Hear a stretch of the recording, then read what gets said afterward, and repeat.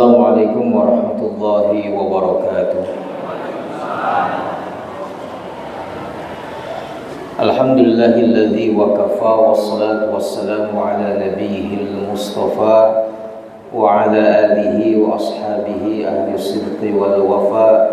Asyhadu an la ilaha illallah wahdahu la syarika lah wa asyhadu anna Muhammadan abduhu wa rasuluhu alladzi la nabiyya ba'dah. Allahumma salli wa sallim wa barik ala asyrafil anbiya'i wal mursalin Nabiyyina Muhammadin sallallahu alaihi wasallam wa ala alihi wa ashabihi wa man sara ala nahjihi ila yaumiddin, amma ba'd.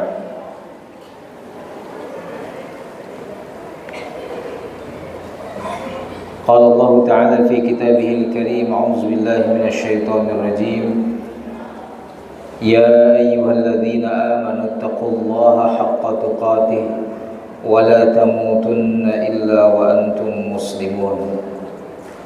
Wa fi ayatin ukhra, wa laqad karramna bani adam wa hamalnahum fil barri wal bahri wa razaqnahum minat thayyibat wa faddalnahum ala katsirin mimman khalaqna tafdila.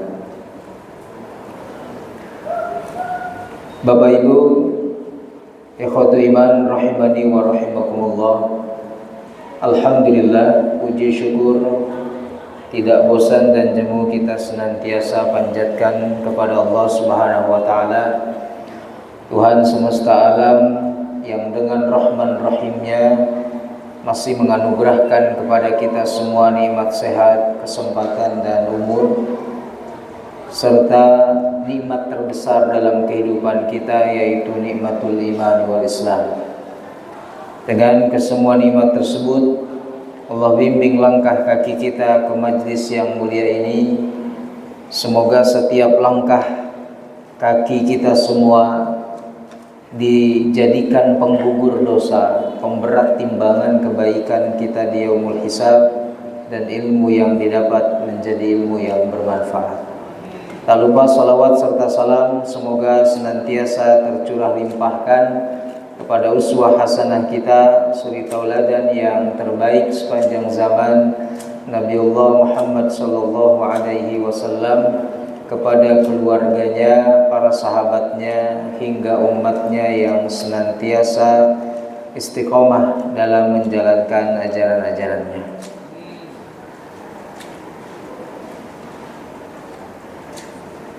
Bapak Ibu yang dimuliakan oleh Allah Subhanahu wa taala, secara prinsip manusia adalah makhluk yang dimuliakan oleh Allah Subhanahu wa taala. Jadi secara prinsip manusia adalah makhluk yang dimuliakan oleh Allah Subhanahu wa taala. Tentu kemuliaan tersebut sebab manusia memiliki aspek-aspek kemuliaan yang harus dijaga sehingga manusia bisa terus layak disebut sebagai makhluk yang dimuliakan oleh Allah Subhanahu wa taala. Ayat yang tadi saya baca dalam muqaddimah itu menjadi landasan bahwa manusia adalah makhluk yang dimuliakan oleh Allah Subhanahu wa taala. Walaqad karramna bani Adam, dan sungguh telah kami muliakan keturunan Adam. Di dalam Al-Quran Allah memanggil manusia itu dengan beberapa panggilan. Terkadang Allah memanggil dengan panggilan Bani Adam, anak keturunan Adam, sehingga manusia ini makhluk historis, makhluk yang punya sejarah, punya historis, ya, menegaskan bahwa manusia itu bukan berasal dari evolusi seekor kera, tapi Bani Adam tadi. Kita punya historis sejarah seorang Adam alaihissalam. Yang kedua, manusia dipanggil dengan sebutan al-bashar, Bashar itu asal katanya kulit kepala yang tumbuh rambut. Ini bahasa Arabnya, kulit kepala kita itu bashar. Maksudnya adalah makhluk manusia itu makhluk genetik. Ya. Makhluk genetik, Pak. Kayak kita ada gen. Kita tidak akan jauh beda dengan ayah dan ibu kita karena kita adalah makhluk genetik. Di situ juga manusia disebut bashar karena manusia makhluk yang ya makan, minum, tidur dan lain sebagainya. Sehingga Nabi SAW pernah dianggap oleh sebagian orang itu, oh Nabi ini pasti seperti malaikat. Tidak makan, tidak minum, jalannya pun bisa tidak menapak ke tanah, ke bumi gitu ya, terbang gitu. Maka Allah menyebutkan qul innama ana basyarum mithlukum. Katakan oleh Muhammad, sesungguhnya aku, kata Nabi, basyarum mithlukum. Aku tuh bashar juga seperti kalian. Jadi Nabi itu kayak kita, Pak. Secara tongkrongannya ya seperti kita pada umumnya. Nabi lapar ya makan, Nabi haus ya minum, Nabi ngantuk ya tidur, ya capek istirahat, sama seperti kita. Karena ada faktor genetik. Sehingga karena ada faktor genetik, kita nggak akan jauh beda dengan ayah ibu kita. Dulu di masyarakat kita ada semacam keyakinan, kalau ibu sedang hamil, ditanya sama temannya, Bu udah berapa bulan? 7 bulan. Sudah USG belum? Sudah. Anaknya laki-laki perempuan? Laki-laki. Apa kata teman ibu? Sering-sering baca surat Yusuf biar anaknya ganteng. Oh, ibu kan nurut gitu ya, diberi saran begitu oleh temannya. Pulang ke rumah, buka mushaf, cari surat Yusuf, dapat surat ke-12. Begitu ibu mau baca, ibu ngelirik ke suami ibu. Ternyata gak jadi ibu baca surat Yusuf. Karena ibu putus asa melihat suami jauh dari tanda-tanda Nabi Yusuf. Ibu mau baca 1000 kali pun gennya suami itu ya segitu adanya, gak akan seperti Nabi Yusuf. Demikian juga kalau anaknya apa? Bayinya perempuan. Kata teman ibu, baca surat Maryam.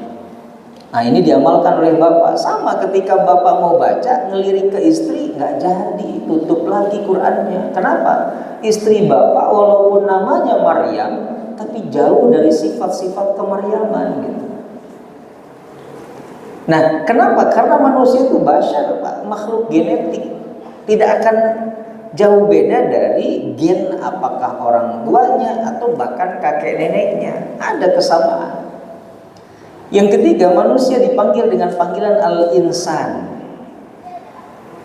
Al-insan itu satu akar dengan al-ins. Artinya manusia dilengkapi dengan sifat.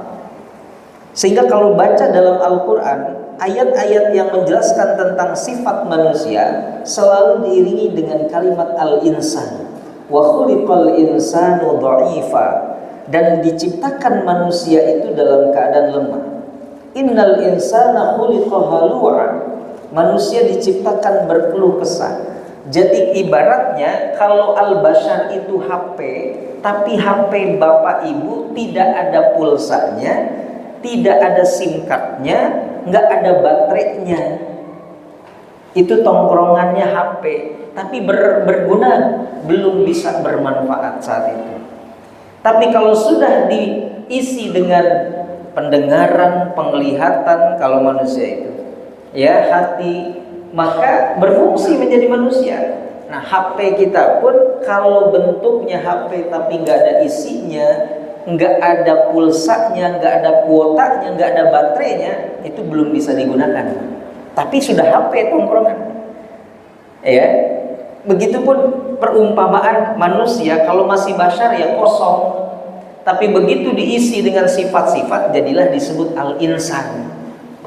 Ya, dan al-insan seakar kata dengan an-nisyan, pelupa. Maka disebutlah al-insanu mahallul khata' wan nisyan. Manusia itu tempatnya salah dan lupa.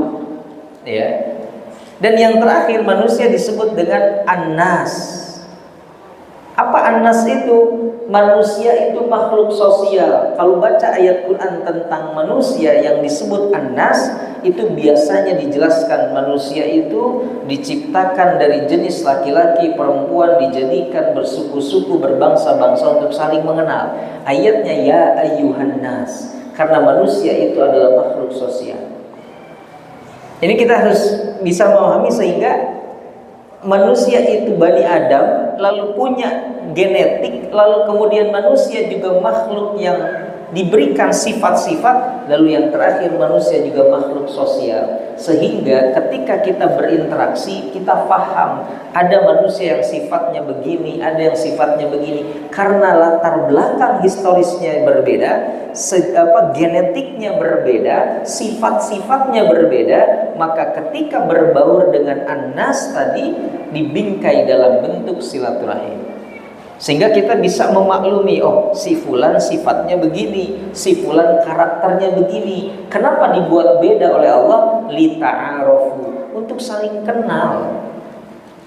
Kita tuh berbeda Pak, tapi dengan ada berbeda gini, ada ruang untuk kita saling mengenal. Kalau semua dibuat sama, nggak ada ruang untuk saling mengenal akhirnya. Itu hikmahnya, lalu dibingkai dengan silaturahim. Ya. Nah, kembali kepada ayat tadi, surah Al-Isra ayat 70, sesungguhnya manusia adalah makhluk yang dimuliakan. Wa hamalnahum fil barri wal bahri, lalu kami angkut yang di darat maupun di lautan. Jadi apa yang ada di daratan untuk manusia, yang ada di lautan pun untuk manusia. Saking manusia itu makhluk yang dimuliakan oleh Allah Subhanahu wa taala. Diperuntukkan untuk manusia, yang di darat dengan isi perut buminya untuk manusia, yang di laut pun dengan isi di dasar lautannya juga untuk manusia, ikannya lah dan macam-macam. Warzaqnahum minat thayyibat, lalu manusia diberi rizki oleh Allah untuk yang baik-baik. Prinsip dalam Islam rizki itu 3: halalan, thayyiban, adamul israf. Halal, thayyib, dan tidak berlebih-lebihan. Itu prinsip dalam Al-Quran. Kalau halal, basicnya syar'i, basicnya Al-Quran maupun hadis, itu halal. Ya, basicnya dari dalil Al-Quran dan hadis. Contoh, halal itu ada 2 juga. Satu, ada halal zatnya, yang kedua ada halal caranya. Daging kambing halal atau tidak? Halal zatnya ya. Tapi kalau saya dapat boleh mencuri, halal haram. Jadi haram. Cara bisa mempengaruhi. Ya. Daging kambing secara hukum zatnya halal, tapi saya dapatkan boleh mencuri, atau kemudian kambing itu saya sembelih dengan tidak menyebut asma Allah, jadi haram, jadi bangkai. Ya. Yang kedua, halal haram zatnya tapi halal caranya. Contoh, daging babi haram halal? Haram zatnya ya. Kalau saya beli dengan uang saya, hasil saya jualan, halal haram? Daging babinya halal haram? Tetap haram Bu, nggak jadi halal. Atau kalaupun daging babi itu saya sembelih mengucapkan asma Allah, halal haram? Tetap haram, karena babi nggak ada lehernya juga Pak. Nggak bisa disembelih, caranya kan nggak seperti itu babi. Kalau zatnya sudah haram, mau dibolak-balik caranya tetap haram Pak. Demikian juga, walaupun zatnya itu halal, kalau caranya haram jadi haram. Itulah basic halalnya. Yang kedua, thayyib. Nah, thayyib ini bisa dengan akal manusia, Pak. Bisa dengan kajian saintifik ilmiah. Contoh, kepiting halal haram? Kepiting halal haram? Kok ragu-ragu jawabnya? Padahal suka makan juga. Halal haram? Halal. Toyib nggak? Toyib nggak? Nah, toyib ini situasional. Bisa toyib untuk bapak, tidak toyib untuk saya. Tapi tidak menghilangkan kehalalannya, Pak. Kepiting itu toyib atau halal? Halal. Toyib tidak. Tergantung situasional. Bapak yang punya kolesterol udah nggak toyib lah mungkin. Iya kan? Udang yang kecil-kecil itu apa-apa tuh? Rebon, ebi. Halal haram? Halal. Toyib nggak? Tergantung. Toyib buat bapak, saya alergi. Tapi kalau udang yang lobster yang mahal, saya nggak alergi. Saya yang murah alergi. Nah, ini toyib ini bisa situasional dan bisa akal manusia. Saya yakin di antara bapak-bapak secara usia sudah ada beberapa jenis makanan bapak ibu yang memang sudah tidak boleh dimakan. Betul nggak, Pak? Atau minimal dikurangi. Ya, minimal dikurangi. Kenapa? Kita tidak ragukan kehalalannya, tapi tidak toyib. Ya, tidak, sisi kesehatannya nggak mendukung lagi. Kenapa? Faktor usia, ada faktor sakit dan lain sebagainya. Maka itu yang harus jelas. Tapi ternyata sudah halal toyib, maka kata Allah jangan berlebih-lebihan. Kulu washrabu wala tusrifu. Karena apapun yang berlebih-lebihan tetap tidak baik, tetap tidak bagus. Walaupun berlebih-lebihan, kalau berlebih-lebihan tidak bagus, walaupun bukan dalam bab dunia, misalnya bab agama saja, kalau Anda berlebih-lebihan pun nggak bagus. Walaupun dalam bab ibadah loh, Pak. Ya, Anda sholat subuh 8 rakaat, bagus nggak? Bagus nggak, Pak? Berlebihan, karena di luar batas. Berlebihan itu kan di luar batas kan? Batasnya aja cuma 2 rakaat, Anda 8 rakaat. Ya, itu berlebihan. Di zaman Nabi ada 3 orang datang kepada Rasulullah SAW. Yang satu mengatakan, ya Rasulullah, saya akan sholat setiap malam dan tidak akan tidur. Yang kedua, ya Rasulullah, saya tidak akan berbuka, saya terus puasa. Dan yang ketiga, saya tidak akan menikah, karena menikah mengganggu konsentrasi ibadah saya. Sekilas kayak yang bagus nih, Pak. Karena ibadahnya luar biasa, sholat terus, malamnya itu nggak tidur-tidur. Puasa terus, nggak berbuka, dan nggak menikah, dia membujang karena menikah menurut dia mengganggu konsentrasi ibadah. Kata Nabi, kalian sedang berbicara dengan orang yang paling takut dan paling takwa kepada Allah. Aku malamnya tidur, aku juga sholat, aku juga puasa, aku berbuka, dan aku juga menikah. Kan anggapan mereka Rasulullah ini orang yang paling mulia, pasti mungkin malamnya tuh gak pernah tidur, Pak. Atau kemudian kalau puasa gak pernah buka, gak pernah membatalkan puasanya. Dan kemudian Nabi pun gak menikah. Ternyata enggak, kata Nabi. Kalaupun dalam bab ibadah sekalipun, jika berlebih-lebihan gak boleh. Ya, karena yang berlebih-lebihan sampai di akhir Allah menyebutkan innahu la yuhibbul musrifin. Allah tidak suka orang yang berlebih-lebihan. Apalagi dalam bab duniawi, bab ibadah saja nggak boleh berlebihan. Apalagi dalam bab makan, bab minum, ya. Kalau berlebih-lebihan tidak disukai oleh Allah Subhanahu Wa Taala. Ya, maka Allah memberikan rizki kepada manusia itu yang baik-baik. Pada prinsipnya Allah tidak pernah menurunkan yang buruk kepada manusia gitu. Selalu yang baik. Yang jadi buruk itu kemudian karena ulah kita. Wa faddalnahum 'ala katsirin mimman khalaqna tafdila, dan kami muliakan atau kami istimewakan manusia di atas makhluk kami yang lain dengan beberapa kelebihan yang sempurna. Jadi manusia dilebihkan oleh Allah dari makhluknya yang lain, hatta dengan malaikat sekalipun. Contoh, salah satu bentuk kemuliaan manusia, Pak, saya tanya, jinnya para nabinya para jin, nabinya bangsa jin kemana? Ke siapa? Nabinya bangsa jin ke siapa, Pak? Ke manusia, Nabi Muhammad SAW. Kitab sucinya bangsa jin kemana? Al-Quran yang Allah turunkan kepada manusia. Agamanya bangsa jin Islam. Makanya ada surat Al-Jin, ketika sekumpulan bangsa jin mendengarkan bacaan Quran Nabi. Qul uhiya ilayya annahu istama'a nafarun minal jinni faqalu inna sami'na Qur'anan ajaba. Kami mendengar bacaan Quran yang menakjubkan, yahdi ila rusydi, yang menunjukkan kepada kebenaran, fa'amanna bihi, kami mengimaninya. Jadi nabinya bangsa jin aja ke Nabi Muhammad, kitab sucinya bangsa jin kepada Al-Quran, agamanya bangsa jin juga nginduknya kepada Islam. Ya, cuman justru terbalik, kita malah takut sama jin gitu.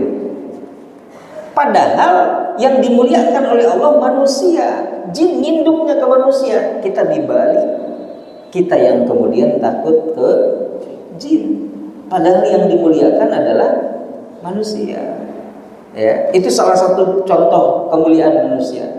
Ya, makanya bangsa jin sama seperti kita.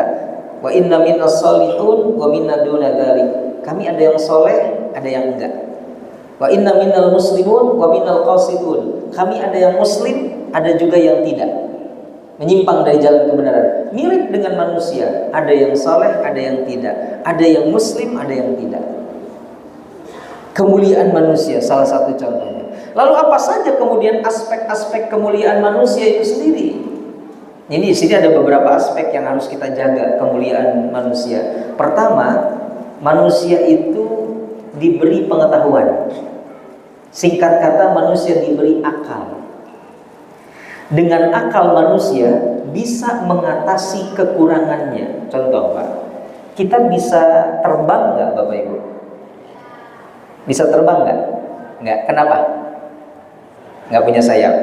Allah berikan akal kepada kita, lalu dengan akal itu manusia bisa bikin pesawat terbang. Kita bisa terbang nggak hanya sendirian, tapi rame-rame. Maka pesawat adalah produk akal manusia. Rame-rame, Pak. Bahkan ada penerbangan itu bisa 21 jam non-stop. Jakarta, New York, 21 jam non-stop. Nggak tahu ada nggak burung yang bisa terbang selama itu non-stop gitu. Manusia dengan akalnya mengatasi keterbatasannya. Tadi manusia nggak bisa terbang, Pak, karena nggak punya sayap. Tapi dengan akalnya yang Allah berikan bisa bikin pesawat terbang. Manusia tidak bisa hidup di dalam air menyelam seperti ikan dalam jangka waktu yang lama, karena manusia nggak punya insang. Tapi dengan akal manusia, manusia bisa bikin alat untuk menyelam, alat diving gitu ya, alat-alatnya untuk menyelam sehingga manusia bisa menyelam. Bahkan dengan akal manusia, manusia bisa bikin kapal selam. Hebatnya orang Indonesia, kapal selamnya pun bisa dimakan. Iya kan? Hebatnya orang Indonesia, kapal selam saja dimakan. Ini produk akal manusia. Zaman Nabi, Bilal kalau azan itu naik ke Jabal Qubays, bukit yang sekarang jadi istana raja di sebelah Masjidil Haram. Itu tuh Jabal Qubays tempat Bilal azan. Kenapa Bilal harus naik ke atas untuk azan?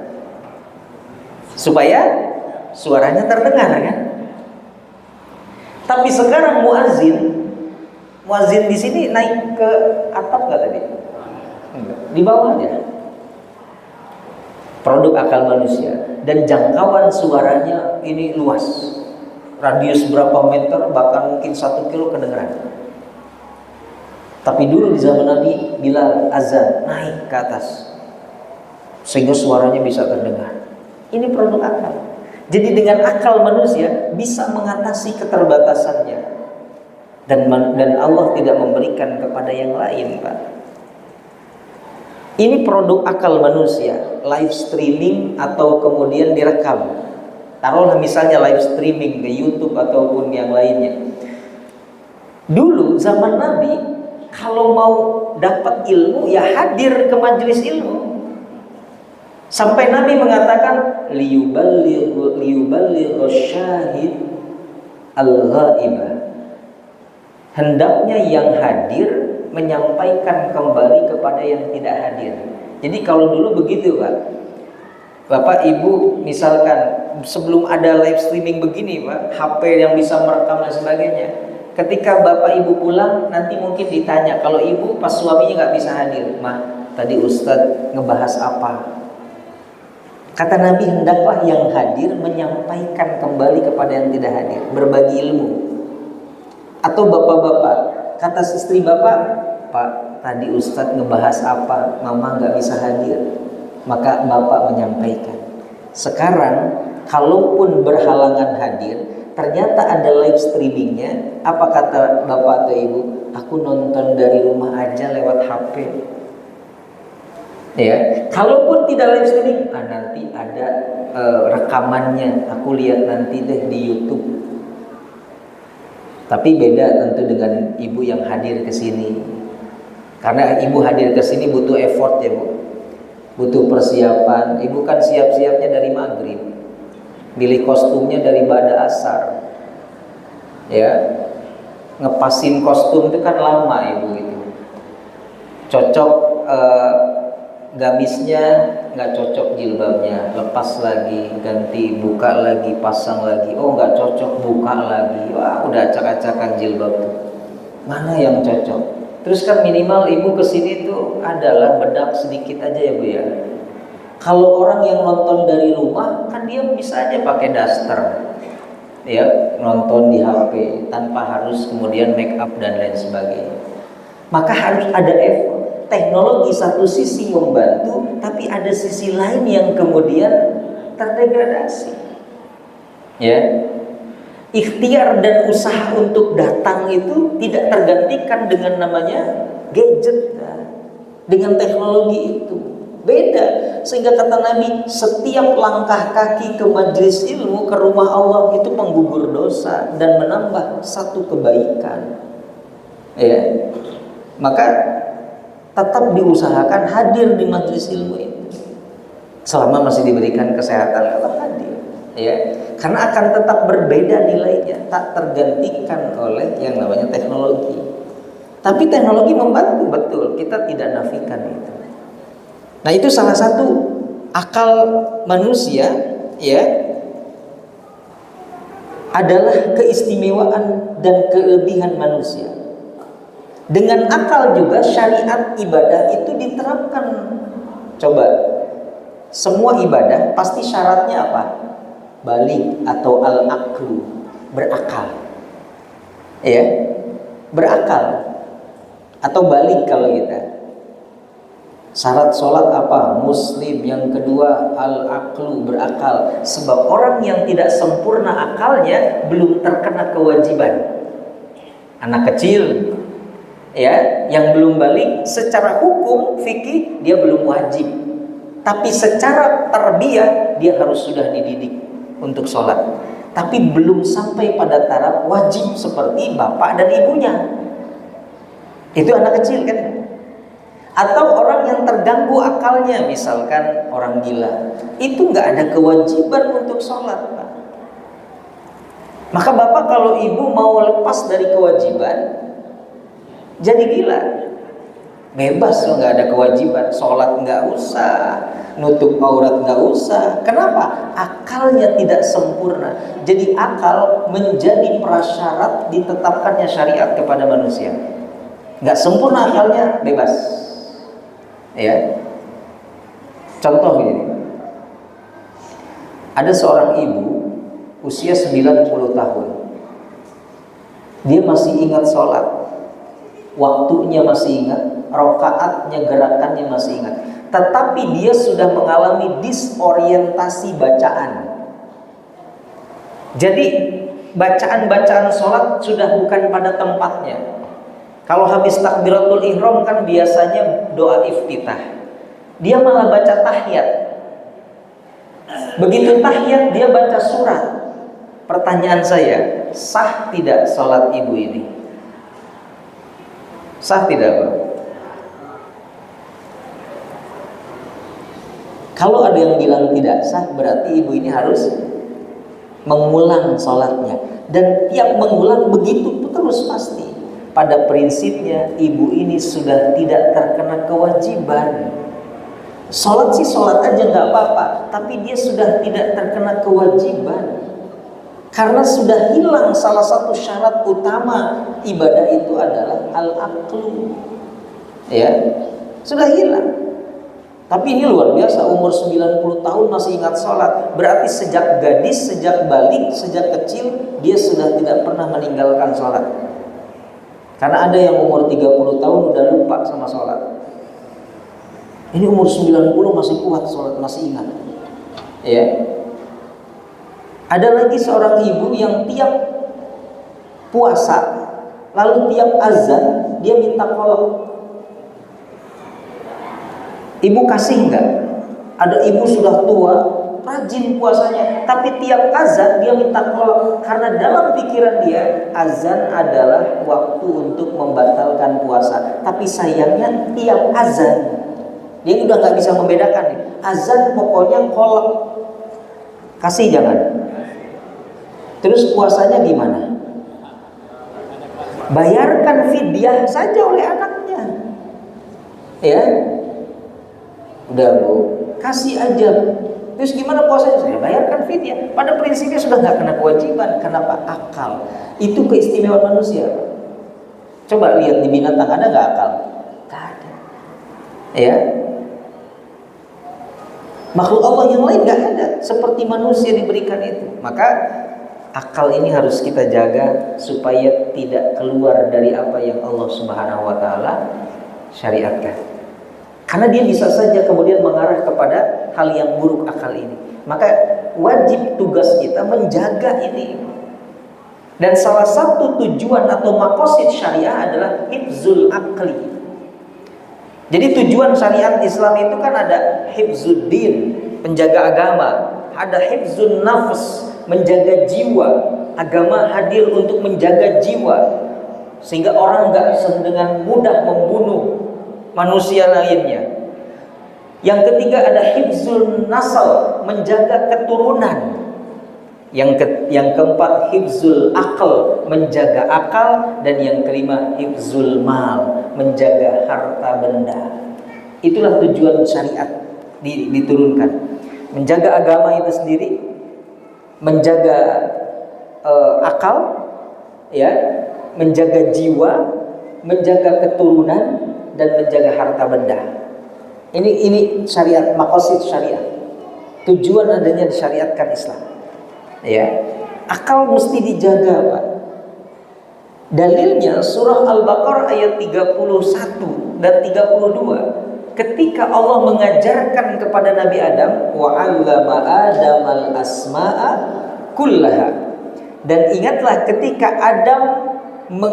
Allah mengajarkan kepada Adam al-asma. Al-asma itu al-ilmu wal ma'rifah, ilmu dan pengetahuan. Kullaha, semua kata Allah. Lalu thumma aradahu, hai Adam, coba kamu pamerkan kepada malaikat. Faqala, dan katakan kepada mereka, ambiuni bi asma'i haula'i in kuntum shadiqin. Malaikat, coba kasih tahu aku ilmu-ilmu yang tadi Allah sudah ajarkan kepadaku, kalau kalian makhluk Allah yang benar.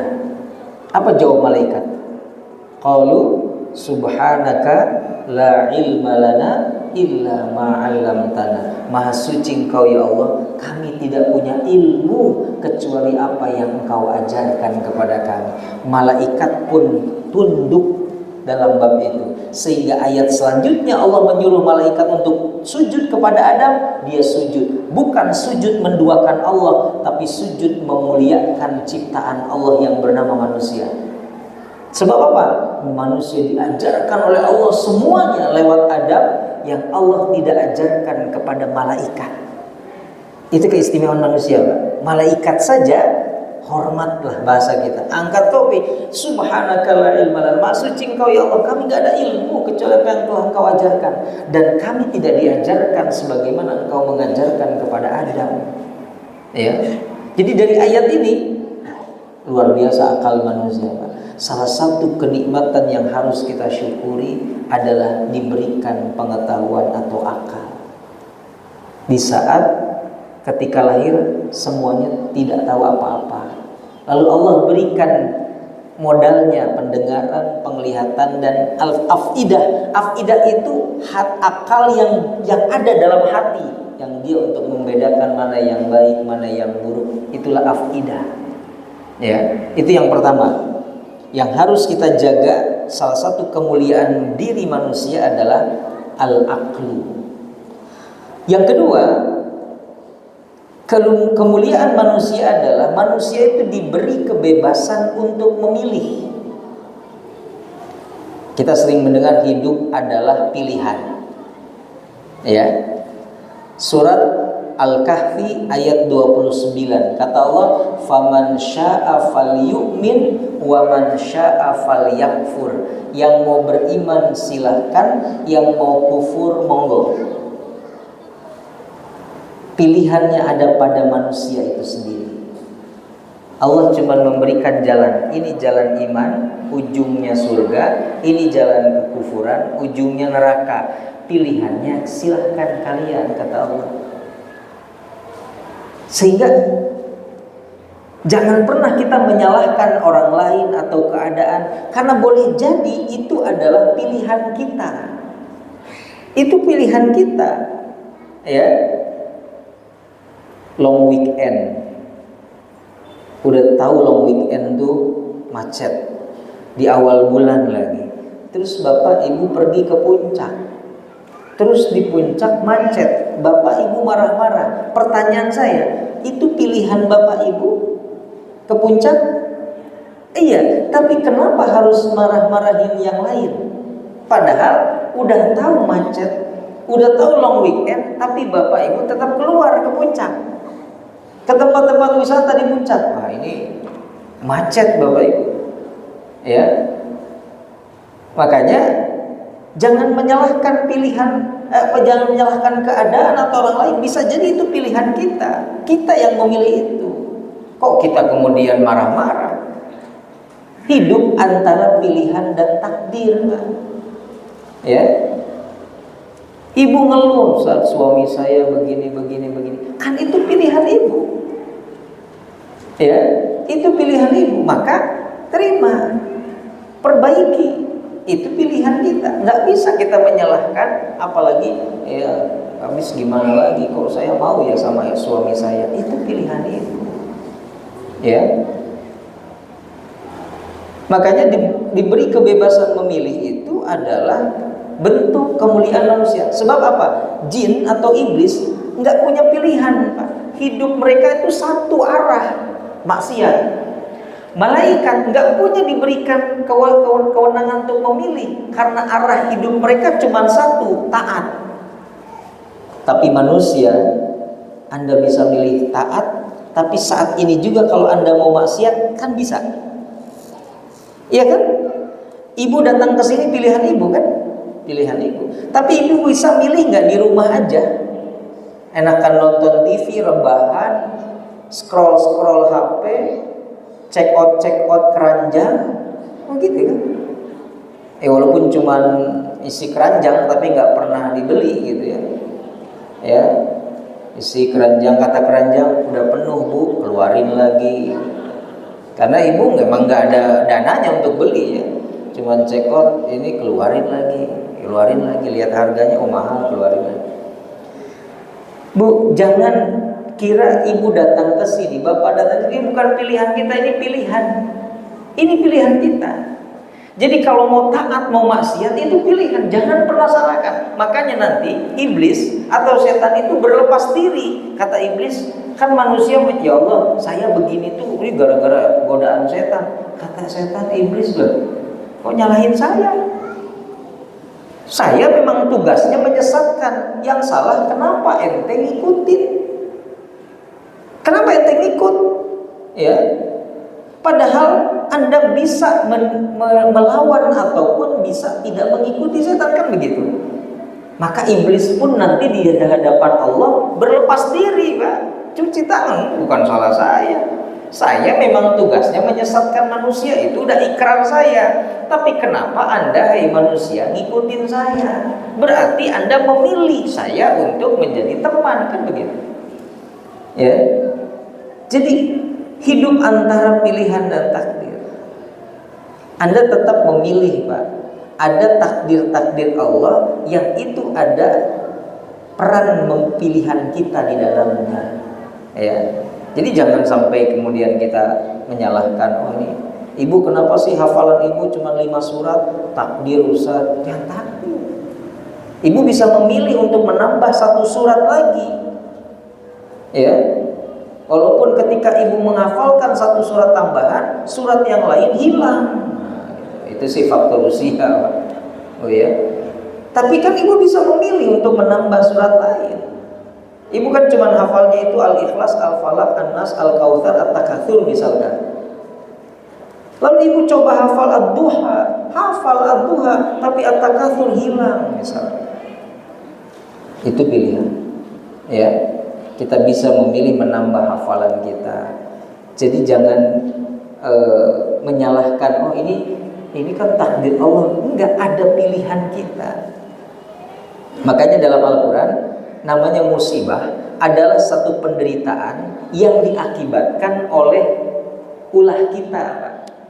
Ma asaba min musibatin fabima kasabat aydin nas. Tidaklah satu musibah itu menimpamu kecuali akibat ulah tanganmu sendiri. Ada peran kita memilih itu, Pak. Jadi jangan salahkan dulu Allah. Anda jalan ke sandung, itu ada peran kita, mungkin tidak hati-hati, mungkin sambil main HP, itu ada pilihan kita. Maka kita bisa memilih jalan yang lain. Kalau memang di situ jalannya banyak berlubang, kita milih jalan yang mungkin agak mulus jalannya, gitu. Ya.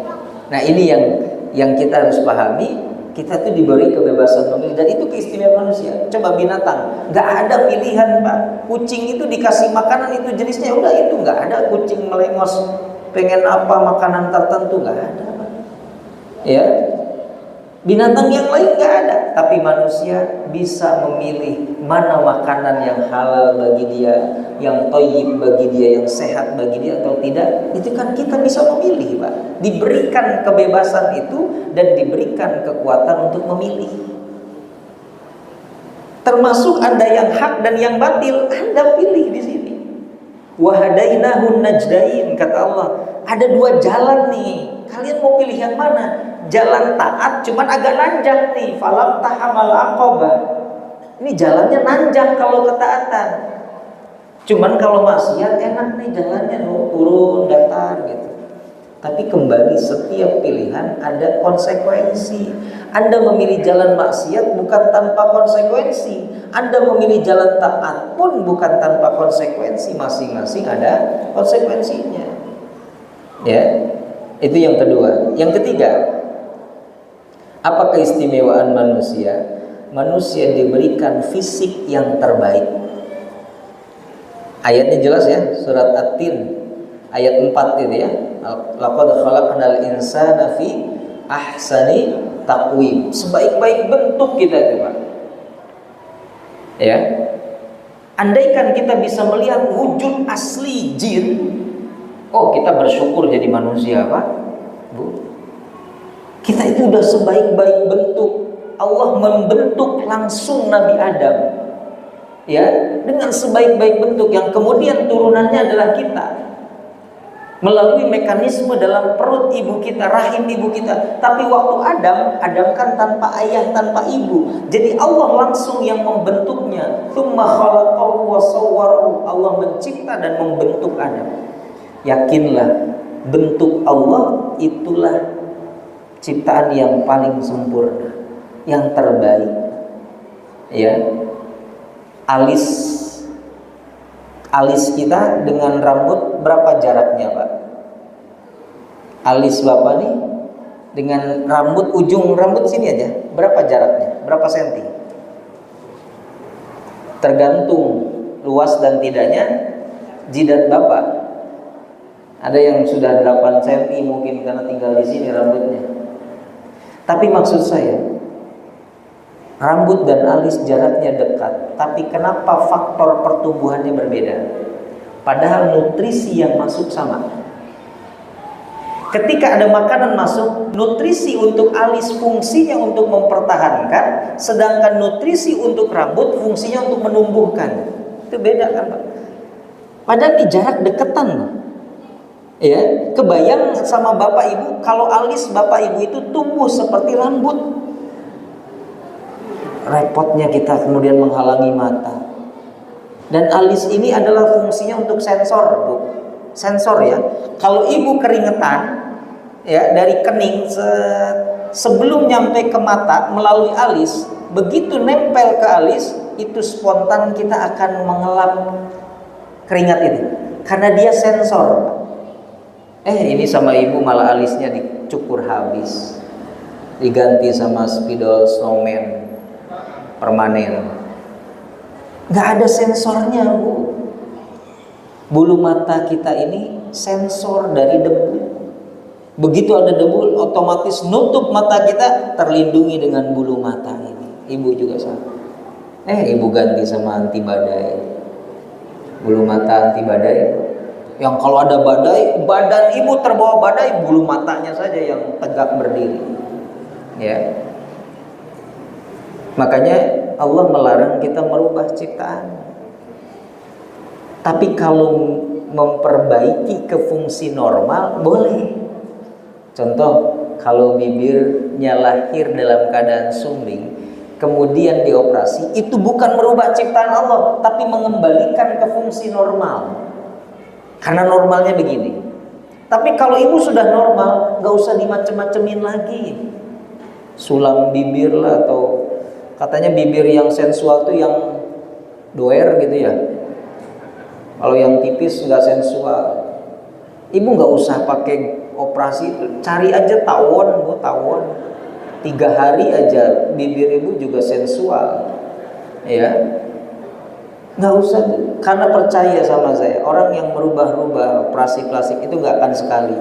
Pertama dia operasi plastiknya misalnya hidungnya pengen mancung, begitu lihat, wah kurang simetris nih, pipinya kurang tirus, operasi lagi, kurang dagunya kurang lancip, operasi, macam-macam. Nggak akan cukup sekali, ya. Sebab fisik itu growing old, Pak, Bu, akan menua.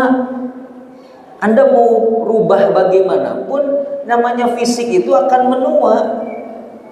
Lama-kelamaan akan menua. Gitu. Saya beberapa di sini ada yang ya sudah kelihatan kan. Kita nggak ketemu 3 tahun misalkan. Kok sudah kelihatan growing old. Gitu ya. Tapi kalau orang ketemu sama saya, Ustaz kok makin muda, itu lain ceritanya mungkin. Ya. Tapi kalau saya ketemu Pak Salahuddin, kok kelihatan makin tua, Pak. Ya. Kenapa? Fisik itu, makanya kata Nabi, nggak ada 2 penyakit yang nggak ada obatnya. 1 tua, yang kedua mati. Itu nggak ada obatnya. Anda mau cari obat di mana pun nggak ada. Ya. Ibu mohon maaf, makin kesini ibu kan fisiknya makin gak jelas. Sebelum nikah baju ibu itu ukurannya S, pas menikah M, punya anak 1 L, punya anak 2 XL, sekarang XXL. Ya, jadi makin gak jelas kan fisik itu. Ya. Begitu ngaca ibu bingung nih, trapesium apa jajaran genjang, kan gitu nggak jelas, ya. Tapi fisik manusia itu growing old, makanya keabadiannya itu bukan pada fisik tapi pada akhlak. Sehingga ketika Bapak Ibu kalau bercermin suka baca doa nggak? Allahumma kama hassanta khalqi fahassin khuluqi. Ya Allah, sebagaimana Engkau telah membaguskan bentuk fisikku, khalqi itu bentuk fisiknya, Fahassin khuluqi, beda harokat saja. Padahal hurufnya masih kha lam qaf gitu. Fahassin khuluqi, maka perbagus akhlakku. Kenapa Bapak Ibu? Akhlak yang abadi, fisik nggak akan abadi. Anda buat gimana pun fisik, yang namanya fisik growing old. Ya, Anda mungkin di luarnya oke, tapi di dalam itu sudah terjadi banyak penurunan. Fungsi ginjal, fungsi paru-paru, fungsi jantung, fungsi liver dan lain sebagainya sudah mengalami penurunan. Makin kesini makin menurun. Fungsi penglihatan kita makin menurun. Ya, nah, itu memang sebuah keniscayaan kok Pak. Ya, maka manusia itu diberikan fisik yang terbaik. Sebab itulah tadi dilarang kita merubah ciptaan Allah. Kalau untuk memperbaiki ke fungsi normal, mengobati boleh, tapi merubah yang sudah baik, yang sudah sempurna itu tidak boleh. Ya. Lalu yang keempat, manusia keistimewaannya itu karena dia diangkat menjadi khalifatullah fil ardh. Dan khalifah Allah di muka bumi ini manusia, bukan malaikat. Ya, ditawarkan ke gunung, ke langit, ke bumi, nolak semuanya. Fa abaina ayyahmilnaha wa ashfaqna minha wa hamalahal insan. Manusialah yang memikul akhirnya. Ya, jadi manusia itu khalifah itu, maaf Bapak Ibu, jangan selalu diidentikan khalifah itu menjadi pejabat politik. Enggak, khalifah itu tidak harus menjadi pemimpin politik. Kita tuh khalifah bagi diri kita sendiri. Apa fungsi khalifah dalam Islam? Alladzina yuslihuna ma afsadan nas, menghadirkan kemaslahatan di saat yang lain membuat kerusakan. Itulah khalifah. Anda membuat kemaslahatan walaupun skalanya kecil, Anda khalifah. Ya. Ibu membuat kemaslahatan, ibu khalifah di rumah ibu. Bapak membuat kemaslahatan di kantor Bapak, di tempat pekerjaan Bapak, maka Bapak adalah khalifah. Jadi khalifah adalah mereka yang membuat kemaslahatan di saat orang lain merusak. Ya, orang lain bisa merusak, Bapak membuat kemaslahatan, maka Bapak adalah khalifah. Ya. Ibu masak ingin jadi khalifah, maka masaknya yang kemudian bisa mendatangkan kemaslahatan. Cara masaknya, menghidangkannya, ya, dan lain sebagainya. Itulah khalifatullah fil ardh. Bukan saja dan jadi pemimpin publik atau pemimpin politik. Identiknya khalifah selalu pemimpin politik, tidak, tapi menghadirkan kemaslahatan. Ya.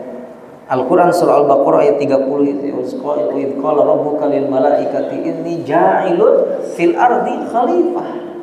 Makanya ayatnya qalu ataj'alu fiha may yufsidu fiha, bahwa tidak dinafikan di tengah manusia, di antara manusia ada yang berbuat kerusakan, tapi kita harus bertampil sebagai khalifah yang membuat kemaslahatan. Tapi kata malaikat, ya Allah, kenapa engkau jadikan manusia yang suka berbuat kerusakan? Iya, tapi bukan generalisir. Ada di antara manusia yang juga bisa menghadirkan kemaslahatan. Nah, ruang itu yang kita isi, Pak.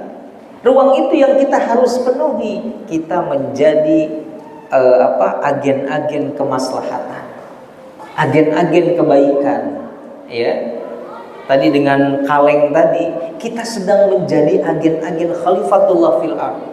Walaupun sekedar kaleng yang diisi tadi, diisi 1000, 2000, 5000, 10.000 terus, Masya Allah, itu akan menjadi sebuah kemaslahatan yang besar ketika kemudian potensi-potensi kebaikan dikumpulkan, jadilah amal jama'i atau kolektif.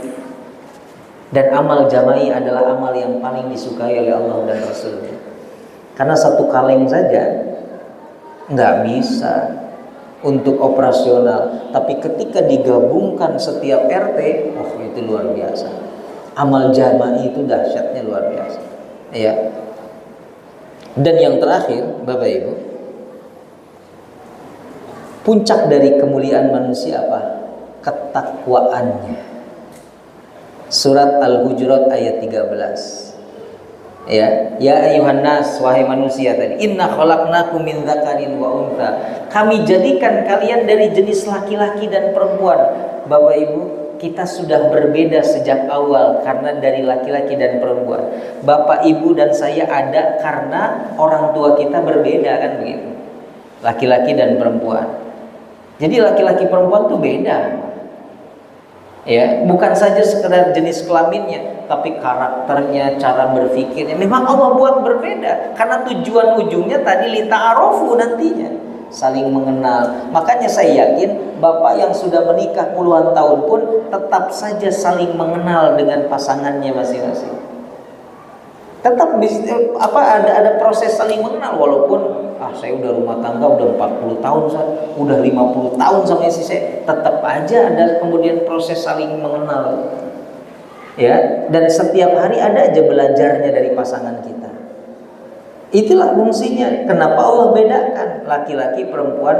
Yang paling mudah saja apa? Pola pikirnya laki-laki dan perempuan beda. Laki-laki itu straight to the point. Perempuan itu detil dan eksploratif. Contoh, kalau bapak mau beli sepatu olahraga, bapak masuk ke toko sepatu olahraga, pilih modelnya, cocokkan nomornya, bayar. Straight to the point. Tapi Pak, istri kita kalau masuk ke toko sendal atau sepatu, nggak begitu. Harus eksploratif dulu. Ya. Begitu kata bapak, gimana mah? Ada yang cocok nggak? Ada ayah. Ya udah ayah bayar ya. Sebentar, kata mbaknya lantai 2 ada juga toko sepatu. Ke lantai 2. Nanti di lantai 2 kayaknya ada nih mah, udah ada yang cocok. Ada sih ayah, udah mama tandain. Ya udah ayah bayar. Tapi lantai 3 ayah masih ada. Lihat dulu ke lantai 3. Sampai lantai 7. Bu ya. Ternyata lantai 7 ibu udah tutup. Turun lagi ke lantai 6, tutup juga, kan ibu belanjanya sampai mall tutup. Sampai turun ke lantai 1 udah tutup semua. Dengan ringan ibu bilang ke suami ibu apa? Ayah, besok lagi aja ke sini. Itu pola pikir manusia laki-laki dan perempuan beda. Bapak beli odol, pasta gigi, masuk ke minimarket, ambil pasta gigi, bayar, straight to the point. Ibu, enggak begitu Pak. Kok odol ini mahalan di sini ya daripada minimarket. Terus walaupun nanti yang keluar di kasir odol-odol juga Pak, tapi harus eksploratif kan Bu? Harus eksplor dulu ibu tuh keliling. Makanya Pak, saran saya kalau nganter ibu belanja nggak usah dilawan, berantem Pak. Bapak juru bayar aja udah. Ayah, mama mau belanja, iya. Ayah tunggu di luar aja ya. Iya. Uangnya mana ya? Ini. Udah. Bapak tinggal di rumah ya. Ayah kurang uangnya. Oh iya ini. Oh bapak udah Pak juru bayar. Bapak ahli surga itu udah. Tapi kalau bapak gini, mah udah dong belanja terus. Apa kata istri bapak? Ikhlas nggak nganter. Jadi berantem Pak. Udah bapak juru bayar ahli surga semua karena bapak dalam kondisi terzolimi kan. Bukankah doa orang yang terzolimi itu mustajab? Ya. Ya itu pola pikir perempuan dan laki-laki aja udah berbeda Pak. Kita nggak bisa disamakan. Bapak mau nikah puluhan tahun pun nggak bisa. Istri bapak harus jadi kayak bapak harus jadi kayak, nggak bisa. Tetap dengan sisi perbedaan dan keistimewaannya masing-masing. Justru di situ ada ruang kita saling belajar dan ruang saling terus mengenal. Mohon maaf. Kan lucu, ada kakek-kakek yang umur 72 tahun cerai sama istrinya. Itu kalau kita pikir, kok cerai sih udah 70 tahun ngapain? Kan gitu Pak. Katanya sudah khatam kenal sama pasangannya, tapi cerai juga. Artinya proses belajar itu sampai kapanpun dalam pernikahan. Gak ada istilah senior. Ya. Oh mentang-mentang udah pernikahan emas 50 tahun nih pasti gak pernah berantem. Gak mungkin. Makin tua makin sering berantemnya Pak. Betul gak Pak? Ya. Gak mungkin. Justru rumah tangga yang dinamis ada beda pendapatnya. Udah jelas beda pendapatan. Ya. Ada beda pendapatnya. Ada adu argumennya. Itu yang sehat tuh. Ya, kan rumah tangga yang sehat tuh ada senyumnya, ada nangisnya, ada ketawanya, itu sehat. Ya, nggak ketawa terus bahaya. Ya, juga nggak nangis terus gitu kan, tapi dipergilirkan, itulah rumah tangga yang sehat. Dan nggak mungkin tanpa ada masalah. Kenapa? Laki-laki dan perempuannya pun oleh Allah diciptakan berbeda, ya. Tapi puncaknya kemuliaan manusia itu ada pada akalnya. Ada pada ketakwaannya. Bukan lagi pada akal kecerdasannya, bukan lagi pada fisiknya, bukan lagi pada kedudukannya, tapi pada ketakwaannya. Apa takwa itu? Minimal ada 4 hal, kata Ali bin Abi Thalib ketika ditanya, apa itu takwa wahai Ali? 1, kata beliau, ma'al makhafatu bil jalil. Orang yang takwa, wabil khusus di penghujung usianya, adalah orang yang makin kesini makin takut kepada Allah Subhanahu Wa Taala. Takut kepada Allah bukan takut yang ingin menjauh, Pak Bu, tapi takut kepada Allah, takut yang ingin makin mendekat. Kan beda, Pak. Kalau takut sama ular pasti ngejauh kan? Itu takut yang sifatnya normal. Tapi takut kepada Allah, al-khauf, itu takut yang makin kita ingin dekat dengan Allah, makin tunduk dan patuh. Karena ketakutan kita kepada Allah disertai dengan rasa tunduk dan cinta kepada Allah Subhanahu Wa Taala. Maka kita ukur saja ketakwaan kita, apakah makin hadir ketundukan dan kepatuhan dibarengi rasa cinta, atau justru makin jauh dengan Allah itu, Pak. Ya, al-makhafatu bil jalil, kata Ali bin Abi Thalib radhiyallahu anhu. Yang kedua, takwa itu adalah al-amalu bit tanzil, mengamalkan Al-Qur'an. At-tanzil itu nama Al-Qur'an karena turun secara bertahap. Bahasa Arabnya tanzil. Wa nazzalnahu tanzila, dan kami turunkan Al-Qur'an secara bertahap, berangsur. Ya. Tapi tidak mungkin kita bisa mengamalkan Al-Qur'an kalau tidak memahaminya. Dan tidak mungkin kita bisa memahaminya kalau tidak membacanya. Jadi secara simpel sederhananya, orang yang takwa adalah orang yang tiap hari tidak pernah tertinggal membaca Al-Quran. Kita tinggal ukur saja. Satu hari tidak boleh ada yang terlewatkan tanpa membaca Al-Quran. Karena membaca gerbang memahami, dan gerbang dan memahami adalah pintu masuk untuk bisa mengamalkan. Mulainya dari membaca dulu, ya, walaupun 1 halaman, ya, 1 lembar, tidak harus one day one juz kalau belum sanggup, itu saja, tapi continue, rutin, maka itu tanda ketakwaan kita kepada Allah. Karena Al-Quran adalah pedoman hidup manusia. Yang ketiga, al-qanaatu bil qalil. Orang yang takwa, kata Ali radhiyallahu anhu, adalah orang yang merasa cukup dengan dunia. Qalil, dunia itu diibaratkan dengan kalimat qalil, sedikit. Sebanyak apapun yang Anda miliki, tetap disebutnya qalil, Pak. Nabi menggambarkannya seperti engkau mencelupkan jari telunjukmu ke samudra yang luas, lalu engkau angkat jarimu, lalu yang ada tersisa air di ujung jari. Itulah kenikmatan dunia dibanding kenikmatan Allah yang seluas samudra itu. Sekarang saya tantang semua jamaah atau semua komplek Jati Keramat Indah 1 ini, mencelupkan, jangan di lautan, di sungai atau di kali saja, tak celupkan, angkat rame-rame, berkurang enggak? Tiba-tiba langsung setengahnya? Enggak. Segitu aja kenikmatan dunia, qali, seujung jari. Maka jangan pernah sedih kalau kehilangan dunia, karena yang hilangnya cuma setetes. Tapi juga jangan sombong dan angkuh kalau memiliki dunia, karena yang dimilikinya pun setetes. Ya. Maka orang yang takwa al-qanaatu bil qalil. Dan yang keempat adalah al-isti'dad liyaumir rahim. Orang yang bertakwa adalah orang yang senantiasa mempersiapkan diri untuk hari kepergiannya, kepulangannya kembali kepada Allah Subhanahu wa taala. Jadi orang yang bertakwa, orang yang terus orientasinya itu bekal akhirat, kan?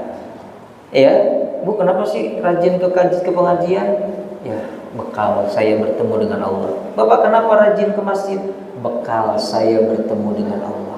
Orientasi orang yang bertakwa sudah bekal. Kenapa? Dia sadar dunia ini bukan tempat dia. Satu saat kita akan kembali pulang kepada Allah Subhanahu wa taala. Pertanyaannya, sudah apa yang kita bawa? Sudah apa yang sudah kita persiapkan saat kita bertemu dengan Allah Subhanahu wa taala? Maka orang yang bertakwa lebih sibuk mempersiapkan bekal-bekal akhiratnya dibandingkan bekal-bekal kehidupan duniawi. Kenapa? Karena kehidupan duniawi sudah Allah jamin. Ada yang tidak dan belum Allah jamin adalah akhirat kita. Nah, itu perlu ikhtiar dan perlu persiapan dari kita sendiri. Nah, Bapak Ibu yang dimuliakan oleh Allah Subhanahu wa taala, itulah upaya kita menjaga kemuliaan diri kita, ya, yang bisa saya sampaikan pada kesempatan malam hari ini. Semoga menjadi ilmu yang bermanfaat bagi saya pribadi khususnya, dan umumnya juga bagi kita semua yang hadir di majelis ini. Jazakumullah khairan katsiran Bapak Ibu atas perhatiannya dan kehadirannya. Mohon maaf jika ada kekurangan. Kita tutup majelis kita ini dengan sama-sama berdoa kepada Allah Subhanahu wa taala.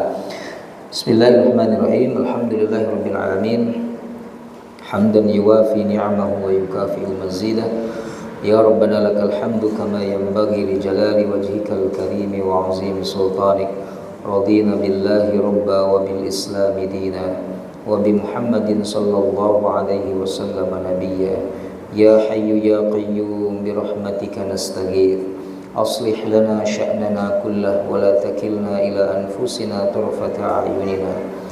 Rabbana ighfir lana waliwalidina warhamhum kama rabbawna shighara.